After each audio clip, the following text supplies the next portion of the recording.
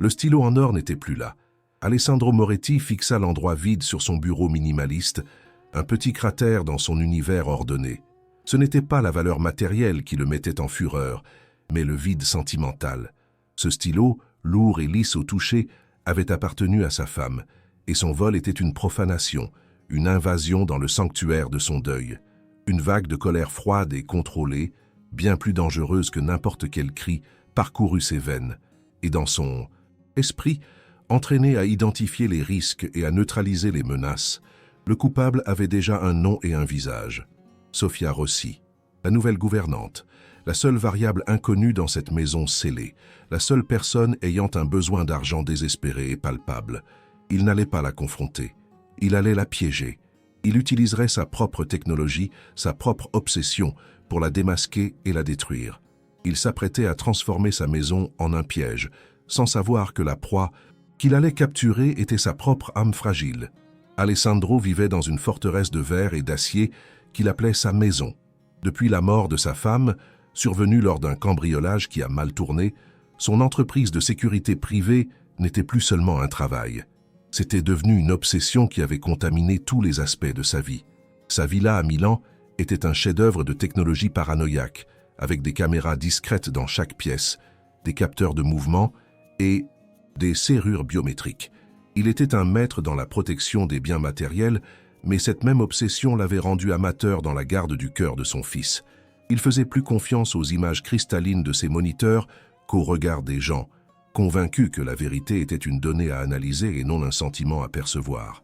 Sa maison n'était pas un nid, mais un panoptique, et il en était le gardien solitaire, épiant les ombres et voyant des menaces partout, surtout là où il n'y en avait pas. Sofia Rossi, à 35 ans, se déplaçait dans cette maison froide avec un air de maladresse nerveuse qui alimentait les soupçons d'Alessandro. Ses yeux étaient honnêtes, mais voilés d'une profonde tristesse que lui, dans sa paranoïa, prenait pour de la dissimulation.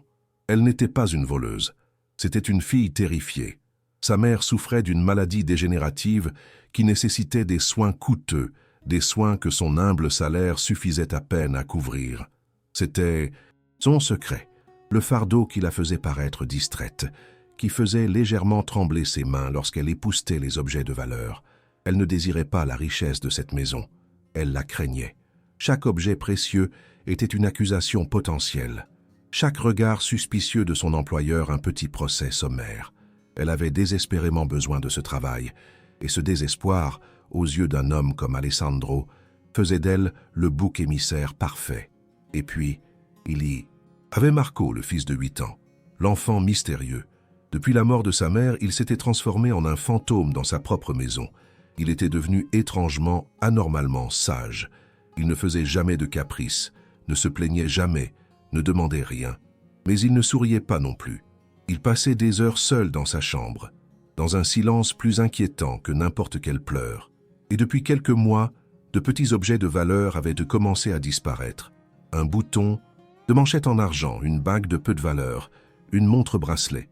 Alessandro, dans sa logique binaire, avait réduit le champ à 2 suspects. Son fils, qui développait peut-être des tendances kleptomanes à cause du traumatisme, ou la nouvelle gouvernante. Et entre les 2 options, la seconde était beaucoup plus simple et moins douloureuse à accepter. Blâmer Sofia signifiait ne pas avoir à affronter le mystère insondable de la douleur de son fils. Le plan d'Alessandro se déclencha avec la précision d'un système d'alarme. Ce matin-là, il annonça qu'il avait une réunion imprévue en dehors de la ville. Il donna des instructions à Sofia, la regardant avec des yeux de glace, étudiant chacune de ses réactions. Puis il sortit, monta dans sa voiture et partit. Mais il n'alla pas loin. Il s'arrêta dans un hôtel de luxe à quelques pâtés de maison de là, dans une suite anonyme qui devint son centre de contrôle temporaire. Il ouvrit son ordinateur portable, entra ses identifiants, et en quelques secondes, le mur d'écran de son bureau fut répliqué sur son petit écran. Il avait accès à chaque caméra, à chaque recoin de sa maison. Il ne lui restait plus qu'à attendre. Attendre que la voleuse fasse son mouvement, que son piège se referme, pour enfin avoir la preuve dont il avait besoin pour appeler la police et se débarrasser de cette menace. Les heures passaient, lentes et frustrantes. Alessandro observait les écrans avec une intensité presque fébrile. Il voyait Sofia nettoyer la Maison avec une méticulosité presque douloureuse, sa silhouette solitaire se déplaçant à travers les pièces vides. Il la voyait s'arrêter pour regarder une photographie de sa femme, son visage contracté par une expression de pure tristesse. Il n'y avait aucune trace d'avidité, seulement une douleur profonde et palpable. Cela commença à irriter Alessandro. Il était sur le point d'abandonner, convaincu de l'avoir effrayé, quand il vit enfin un mouvement dans sa chambre à coucher, le lieu du crime. Mais son cœur fit un bond. Ce n'était pas Sofia, c'était son fils Marco. L'enfant entra dans la pièce sur la pointe des pieds, regardant derrière lui avec un air furtif qui lui glaça le sang. Alessandro se pencha vers l'écran, le souffle coupé. Il vit Marco s'approcher non pas du bureau, mais de la grande armoire de sa mère, un meuble ancien qu'il gardait sous clé, un sanctuaire inviolable. Et puis, il vit quelque chose qui défiait toute logique. L'enfant sortit une pince à cheveux de sa poche et avec une dextérité et une familiarité qui témoignaient d'innombrables tentatives, se mit à tripoter la serrure. Quelques secondes plus tard, un petit déclic résonna presque audible à travers les haut-parleurs de l'ordinateur. La porte s'ouvrit. Alessandro était pétrifié. C'était donc lui. Son fils était le voleur. Mais ce qu'il vit ensuite n'était pas un vol. C'était quelque chose de beaucoup plus complexe, de beaucoup plus déchirant, une révélation qui était sur le point de détruire son monde et de le reconstruire sur des fondations complètement différentes. Marco ne cacha rien dans l'armoire. Au contraire, il en sortit quelque chose, une petite boîte en bois sculptée. Il l'ouvrit, et même si le son était faible, Alessandro reconnut la mélodie. C'était la boîte à musique que sa femme utilisait pour endormir Marco quand il était nouveau-né. Puis, d'une fente presque invisible derrière un panneau, l'enfant sortit son trésor. L'un après l'autre, il sortit tous les objets volés. La montre, le bouton de manchette, la bague, et enfin le stylo en or. Mais il ne les cachait pas. Il les récupérait. Avec un soin infini, il les disposa en un petit cercle autour de la boîte à musique, comme des offrandes votives sur un autel. Puis il s'assit par terre, prit une des vieilles robes de sa femme suspendue dans l'armoire, la serra dans ses bras, y enfouissant son visage, et tandis que la douce mélodie de la berceuse remplissait la pièce, il se mit à pleurer. Un pleur silencieux, désespéré, solitaire. Ce n'était pas un voleur, c'était un orphelin qui tentait désespérément de recréer la présence de sa mère en collectionnant les seuls objets qui portaient encore son odeur, son essence, son contact. Si cette découverte choquante et le secret déchirant d'un fils vous ont captivé, laissez un j'aime pour nous faire savoir que vous êtes avec nous et abonnez-vous à la chaîne. Nous sommes très proches de notre rêve de 1000 abonnés et votre aide est essentielle pour continuer à raconter des histoires qui touchent le cœur. De quelle ville nous regardez-vous? Dites-le nous dans les commentaires. Alessandro resta paralysé devant son ordinateur portable, le visage éclairé par la lumière froide de l'écran qui transmettait une scène de douleur si pure et si intime qu'il semblait presque obscène de l'espionner. Des larmes se mirent à couler sur ses joues, silencieuses et chaudes. Non pas des larmes de colère, mais de choc, de honte et d'un amour paternel si profond et si longtemps refoulé qu'il lui faisait mal. Chaque sanglot silencieux de son fils était une accusation directe contre sa paranoïa, chaque objet soigneusement disposé autour de la boîte à musique, un monument à son impardonnable aveuglement. Il avait construit un système de sécurité de pointe pour protéger sa maison des monstres extérieurs, sans se rendre compte que la vraie douleur, le vrai danger, était déjà à l'intérieur, niché dans le cœur brisé de son fils, une douleur qu'aucune caméra ne pouvait détecter, mais qu'un cœur de père aurait dû ressentir. Sa logique d'expert en sécurité s'était effondrée, inutile et ridicule face à un mystère qui n'était pas un crime, mais un acte d'amour désespéré, un rituel secret pour maintenir en vie un fantôme. Tandis qu'il était encore perdu dans cette épiphanie douloureuse, autre chose se produisit sur l'écran qui le secoua encore plus. La porte de la chambre s'ouvrit lentement. C'était Sofia. De toute évidence, elle avait entendu la faible mélodie de la boîte à musique qui se propageait dans la maison silencieuse. Elle entra dans la pièce sur la pointe des pieds, et quand elle vit la scène, l'enfant recroquevillé par terre, pleurant en serrant la robe de sa mère, entouré de ce petit sanctuaire d'objets, aucune surprise n'apparut sur son visage, aucun choc, seulement une expression d'infinie et profonde compassion. Elle ne le gronda pas, elle ne lui demanda pas ce qu'il faisait, elle ne fit aucun bruit qui pourrait l'effrayer. Simplement, elle retira ses chaussures, pour ne pas faire de bruit sur le parquet, s'approcha lentement et s'agenouilla à côté de lui. Et puis, elle fit la chose la plus simple et la plus puissante du monde. Elle le serra dans ses bras, le tenant avec une tendresse maternelle, et se mit à pleurer avec lui, en silence, partageant sa douleur sans avoir besoin de mots, lui offrant un réconfort qui dépassait toute explication. Cette image fut le coup de grâce pour Alessandro. Il vit en cette femme non pas une voleuse, non pas une menace, mais une alliée, une âme bienveillante qui avait compris instinctivement ce que lui n'avait pas été capable de voir en 2 ans. Elle avait compris que le comportement étrange de Marco n'était pas un problème à résoudre, mais une douleur à accueillir et à partager. À cet instant, tout le récit qu'il s'était construit dans sa tête, la gouvernante nécessiteuse et suspecte, le fils problématique, le père protecteur, se dissipa comme de la fumée, révélant la vérité dans sa simplicité crue. Il n'était pas le protecteur, il était l'aveugle. Et eux deux, un enfant orphelin et une domestique au grand cœur, étaient les 2 seules personnes dans cette maison qui parlaient le langage authentique des émotions, un langage qu'il avait complètement oublié. Il éteignit l'ordinateur portable d'un geste sec, presque violent. Sa mission d'espionnage était terminée. Mais une nouvelle, bien plus importante, venait de commencer. Sa paranoïa, ce monstre froid qu'il avait tenu en otage pendant des années, se dissipa, remplacé par une vague écrasante de culpabilité et d'amour. Il se leva, quittant la suite de l'hôtel, sans même faire le check-out, et courut vers sa maison. Non pas pour affronter, non pas pour accuser, mais pour demander pardon. Il conduisait vite, mais son esprit était encore plus rapide, retraçant les 2 années de distance, d'incompréhension, de silence. Chaque petit objet disparu prenait maintenant une nouvelle et déchirante signification. Ce n'étaient pas des vols, c'étaient des tentatives désespérées de son fils de s'accrocher à un fantôme, de respirer un parfum qui s'estompait, d'arrêter le temps. Et lui, au lieu de l'aider, avait installé plus de caméras, construit des murs plus hauts, traité les symptômes sans jamais comprendre la maladie. Quand il arriva à la maison, il la trouva silencieuse. La porte de l'armoire était fermée, la boîte à musique muette. Il trouva Sofia dans la cuisine, en train de préparer le dîner, comme si de rien n'était. Elle leva les yeux quand il entra, et dans son regard, il n'y avait pas de triomphe, pas de « je te l'avais bien dit ». Il n'y avait qu'une tristesse calme et profonde, la tristesse de quelqu'un qui connaît la douleur et la respecte. Alessandro s'arrêta devant elle, et pour la première fois depuis qu'elle travaillait là, il se sentit complètement vulnérable. Son masque de contrôle habituel, son air d'homme d'affaires impeccable, avait disparu. « Sofia », dit-il, et sa voix était rauque, presque méconnaissable, « j'ai eu tort, sur toute la ligne. » Il n'y avait pas besoin d'expliquer ce qu'il avait vu ou comment il le savait. Elle comprit.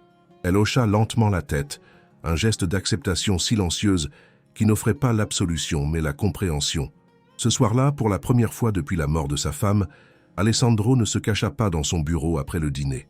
Le cœur battant, il frappa timidement à la porte de la chambre de Marco.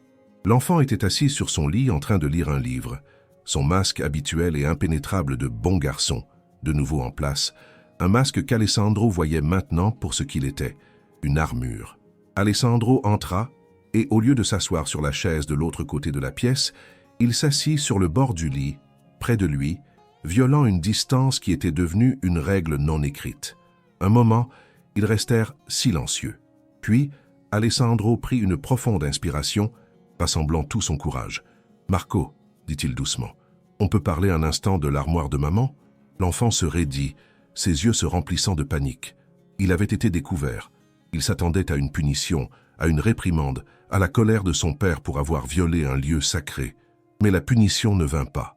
Au lieu de cela, son père lui dit les mots les plus inattendus et les plus curatifs qu'il aurait pu entendre. « Tu n'as pas de problème, mon trésor », murmura Alessandro, sa voix brisée par l'émotion. « Je comprends pourquoi tu l'as fait. Tu n'es pas le seul à qui elle manque. » Il prit la petite main de son fils dans les siennes, une main qui semblait si fragile. « Elle me manque aussi, terriblement, chaque jour. » Et puis, il fit quelque chose qu'il n'avait pas fait depuis 2 ans. Il se laissa aller et pleura. Non pas un pleur contrôlé, mais un vrai pleur, abondant, d'un homme qui s'autorisait enfin à ressentir sa douleur sans honte, en voyant les larmes de son père, une image si bouleversante et si humaine. Marco s'effondra aussi. Et pour la première fois, le père et le fils pleurèrent ensemble, non plus seuls sur leurs îles de douleur, mais enfin unis par la même et identique blessure.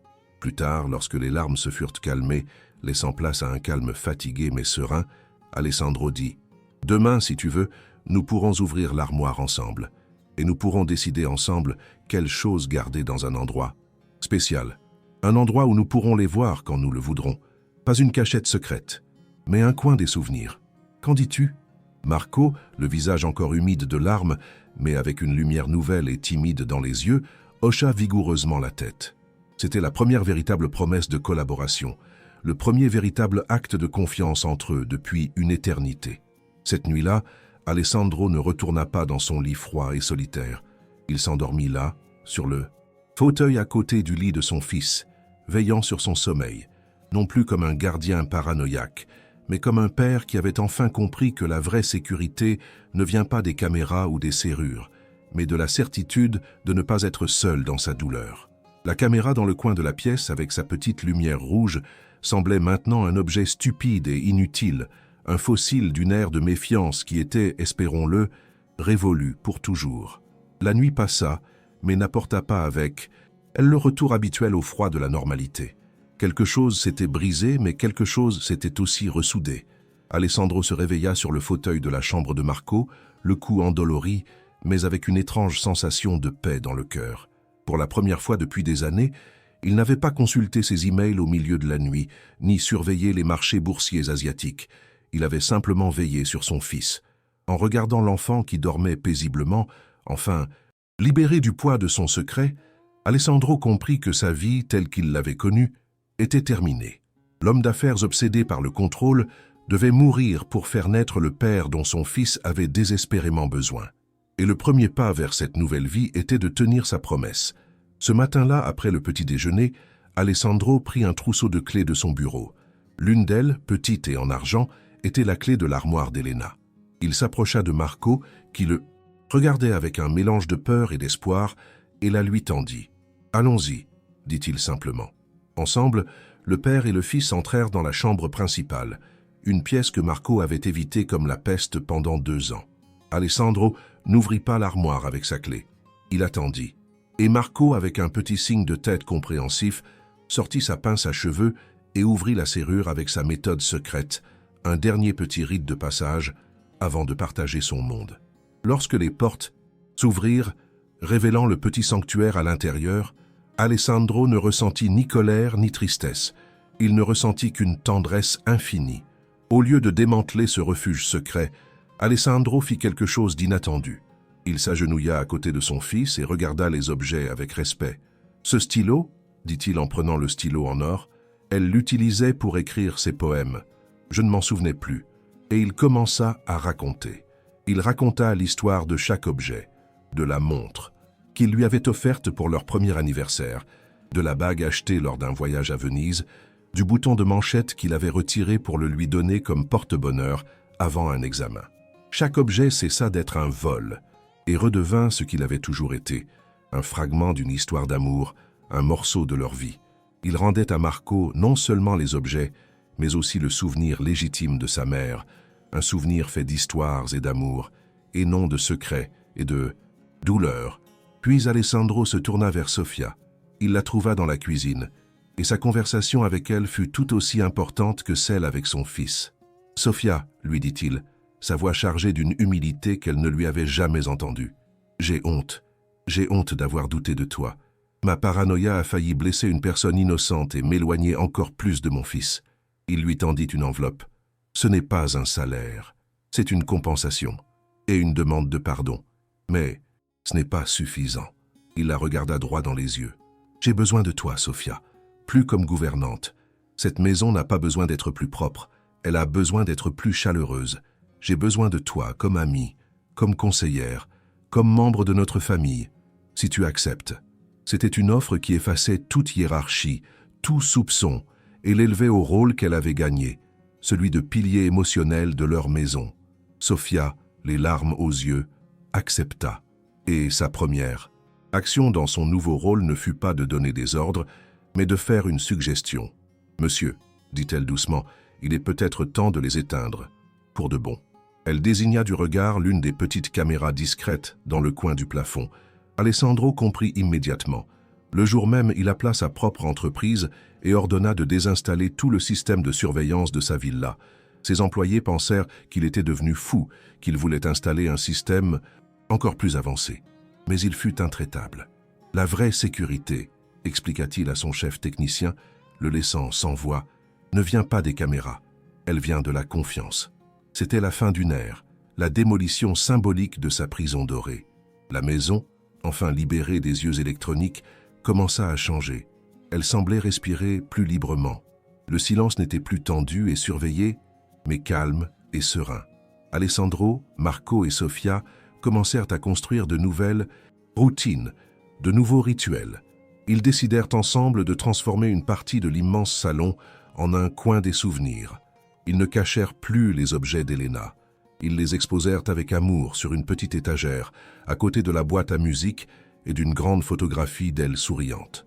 Ce n'était plus un sanctuaire secret, mais une partie vivante et intégrée de leur maison. Un lieu où la tristesse et la joie du souvenir pouvaient coexister. Marco n'avait plus besoin de voler. Et les souvenirs, il pouvait maintenant les partager. Et dans ce partage, sa douleur commença enfin à trouver la paix. Un après-midi, quelques semaines plus tard, Alessandro trouva Marco dans son bureau, assis à son grand bureau. Il dessinait. Quand il s'approcha, il vit qu'il utilisait le stylo en or de sa mère. Un instant, le vieil Alessandro, le protecteur et obsessionnel, sursauta. Mais il vit ensuite ce que Marco dessinait. Il les dessinait tous les trois, lui, son père et Sofia, tenant par la main une silhouette souriante et presque transparente, sa mère. Sous le dessin d'une écriture encore incertaine, il avait écrit « Ma famille ». Alessandro sentit une vague d'amour si forte qu'elle lui coupa le souffle. Il comprit que son fils ne faisait pas que guérir. Il lui apprenait à guérir. Il lui montrait que les liens ne finissent pas avec la mort, mais se transforment. Et que l'amour, quand il est partagé, a le pouvoir de rendre visibles même les fantômes. La vraie sécurité, comprit-il enfin, n'était pas de fermer le monde à l'extérieur, mais d'avoir le courage de le laisser entrer. Aimez-vous cette histoire? Votre j'aime nous aide beaucoup à continuer. Laissez un j'aime et abonnez-vous à la chaîne pour ne pas manquer la fin heureuse. Maintenant, nous continuons avec la vidéo. La désactivation du système de caméra fut plus qu'un geste symbolique. Ce fut une déclaration d'intention, le début d'une nouvelle philosophie de vie pour Alessandro. Pour la première fois depuis des années, sa maison cessa d'être un bunker hyper technologique et commença à devenir un foyer. Le silence changea de nature. Ce n'était plus le silence tendu et surveillé d'une prison, mais la quiétude sereine d'un lieu sûr. Alessandro, privé de ses moniteurs, fut contraint de faire la chose la plus terrifiante et la plus belle de toutes, être présent. Il commença à voir les petites choses que son obsession pour la sécurité lui avait toujours cachées. La façon dont la lumière du matin frappait le visage de son fils pendant son sommeil, l'odeur du café que Sofia préparait, le son des rires de Marco quand ils jouaient ensemble. Il redécouvrait sa maison et, dans le processus, se redécouvrait lui-même. Le coin des souvenirs devint le cœur émotionnel de la maison. Ce n'était pas un lieu de tristesse mais de célébration. Souvent, le soir, ils s'y retrouvaient tous les trois. Alessandro racontait à Marco des histoires de sa mère, des anecdotes amusantes et touchantes qui la faisaient revivre non pas comme une sainte idéalisée, mais comme la femme vibrante et pleine de vie qu'elle avait été. Sofia, à son tour, partageait ses souvenirs, offrant une perspective différente, plus intime. Et Marco, enfin, se sentit libre de poser des questions, d'exprimer sa nostalgie sans peur d'attrister son père. Ils construisaient une mémoire partagée, un tissu d'histoire qui les unissait et qui permettait aux fantômes d'Elena de devenir une présence aimante et protectrice, et non, plus un secret douloureux enfermé dans une armoire. Le changement chez Marco fut stupéfiant. Libéré du poids de son secret et de la pression d'être un bon garçon à tout prix, sa vraie personnalité commença à émerger. Son apathie se transforma en une curiosité vive. Il recommença à sourire, un sourire franc et sincère qui illuminait toute la maison. À l'école, ses professeurs remarquèrent un changement radical. Il n'était plus l'enfant renfermé et silencieux, mais il participait, posait des questions, se faisait des amis. Sa douleur n'avait pas disparu, mais elle s'était transformée. Ce n'était plus un trou noir qui l'engloutissait, mais une partie de son histoire, une blessure qui cicatrisait, laissant à sa place une sensibilité et une profondeur rares pour un enfant de son âge. Le rôle de Sofia se consolida en quelque chose qui allait bien au-delà de celui d'une simple gouvernante ou conseillère. Elle devint le pivot, l'équilibre de cette famille non conventionnelle. Elle était l'amie de confiance d'Alessandro, la seule personne avec qui il parvenait à être complètement honnête sur ses peurs et ses insécurités. Et pour Marco, elle était une figure maternelle, un roc de stabilité et d'affection inconditionnelle. Sa relation avec eux deux était basée sur une confiance si profonde qu'elle n'avait pas besoin de mots. Sa présence calme et sa sagesse pratique étaient le ciment qui maintenait ensemble les pièces encore fragiles de cette famille en reconstruction. Elle n'était pas liée à eux par un contrat de travail, mais par un pacte du cœur, un lien forgé dans la crise et solidifié par l'amour. 1 an plus tard, la villa milanaise est un lieu méconnaissable, non pas dans son apparence, mais dans son âme. Elle n'est plus froide et minimaliste. Elle est chaleureuse, habitée, pleine du joyeux désordre de la vie quotidienne, une paire de baskets laissées dans l'entrée, un dessin de Marco accroché avec du ruban adhésif sur le réfrigérateur, une pile de livres sur la table basse du salon. Le système de caméra a été remplacé par des vases de fleurs fraîches. La scène finale se déroule un dimanche après-midi. Alessandro et Marco sont dans le salon, assis sur le tapis, en train de construire un modèle complexe de vaisseau spatial. Ils rient, se taquinant mutuellement. Sofia entre dans la pièce apportant un plateau avec une carafe de jus d'orange pressé et des biscuits faits maison. Elle ne les sert pas avec déférence. Elle s'assoit sur le tapis avec eux, comme un membre de la famille. « Alors, où en êtes-vous, les ingénieurs ?» demande-t-elle avec un sourire affectueux. Marco lui montre fièrement leur travail. Alessandro la regarde, et dans ses yeux, il y a une expression de profonde gratitude et d'un amour serein. À cet instant, ils ne sont pas un milliardaire, un enfant et une domestique. Ils sont simplement une famille, unis par des liens plus forts que n'importe quel système de sécurité. Alessandro a appris la leçon la plus importante de sa vie. La vraie sécurité ne vient pas des caméras ou des serrures, mais de la confiance et de la communication émotionnelle. Il a compris que pour voir vraiment ce qui se passe dans sa propre maison et dans le cœur de ses proches, il faut éteindre les écrans et ouvrir son cœur. Le comportement de son fils n'était pas un signe de méchanceté, mais un cri de douleur silencieux, un cri que lui, dans son obsession paranoïaque, avait été complètement incapable d'entendre. Et il a fallu la compassion infinie d'une femme considérée comme suspecte pour lui montrer la vérité. Leur maison, autrefois un lieu de surveillance et de méfiance, était enfin devenue un lieu de confiance, d'amour et de vraie, d'authentique sécurité. Pensez-vous que la technologie, comme les systèmes de surveillance, peut vraiment améliorer notre sécurité ou finit-elle par éroder la confiance et l'intimité? Laissez un like si vous pensez que la communication et l'empathie sont les seules vraies formes de sécurité dans une famille. Abonnez-vous pour plus d'histoires qui nous rappellent de regarder au-delà des apparences. Commentez, la confiance est toute. Si vous aussi,